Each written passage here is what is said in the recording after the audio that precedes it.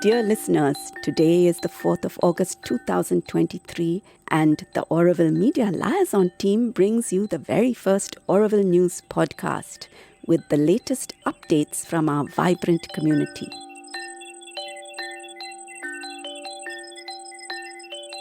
We'll be discussing the residents' assembly decision-making processes, the imminent visit of the Hon'ble President of India, the potential destruction of the Auroville Dog Shelter, the Ayarpadi Farm takeover, restructuring plans for Auroville Schools, and the latest on visa issues. First up, 2 residents' assembly decision-making processes, or RADs, are currently in progress. One proposal seeks to empower the residents' assembly to call for an emergency RAD with 300 signatures, a power previously held only by the Working Committee. The second proposal aims to grant the RA Working Committee emergency powers for the next 6 months to ensure speedy group formation in these exceptional times. Participation of all is important as it shows the courts, the wider community, and others that the Residents' Assembly is still seeking to express its voice and to uphold its right to self-determination. Voting is open until Sunday, August 13th, and residents can vote via their personal email or in person at designated locations. In other news, the Auroville President of India, Srimati Draupadi Murmu, is scheduled to visit Auroville on August 8th. The program in which the President will be the keynote speaker has recently been shared with the community. While many residents would be interested to pay their respects to the Honourable President, the last-minute program and restrictions, particularly the requirement of using an auroville.org.in email address to book a place, makes participation difficult for some. On a more distressing note, the Auroville Dog Shelter, home to over 300 dogs, faced imminent destruction to make way for a proposed VIP access road in connection with the President's visit. However, thanks to the swift action of the dog shelter team, supported by a number of other residents and well-wishers, a temporary solution has been found to redirect the road, sparing the shelter for now. Meanwhile, a section of the Ayarpadi, the current farmer, has been asked to surrender 5 acres of cultivated land to volunteers from the Unity Farm project. The farm group has voiced its concerns, highlighting the integral role of the land in the farm's ecosystem and its yearly production of about 4 tons of grain.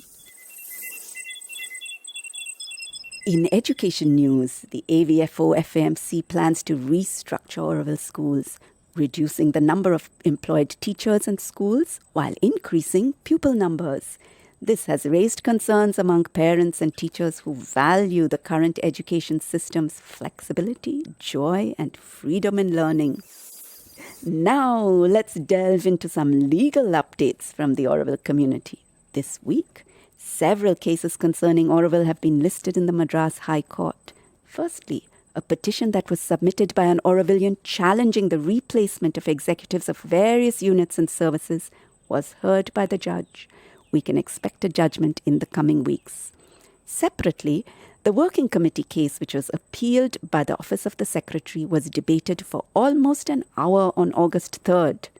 This case is significant as it concerns the recognition of the Working Committee, the TDC, and internal organization and governance structures. The hearing will continue on August 16th. The High Court also heard a public interest litigation case filed by Vikram Ram a few years ago regarding various matters in Auroville. The court has asked the central government to submit a status report by mid-September. We'll keep updating you on the unfolding of legal cases. Now let's have an update about visas. In a recent community meeting, it was revealed that 10 individuals are waiting within India without a visa. 8 residents are in exile and 80 people have received a 1-year visa instead of 5. If you or someone you know needs assistance with visa issues, please reach out to workingcom@auroville.services, workingcom@auroville.services. Lastly, an appeal letter regarding the case of Satprem Maini of the Auroville Earth Institute, who was given an exit visa, was signed by over 2,800 people, more than 900 of whom are Auroville residents.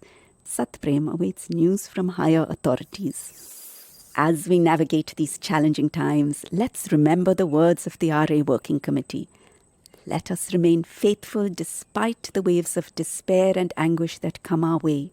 Let us remain active and courageous. Let us keep praying. Let us keep acting. This is also our karma yoga.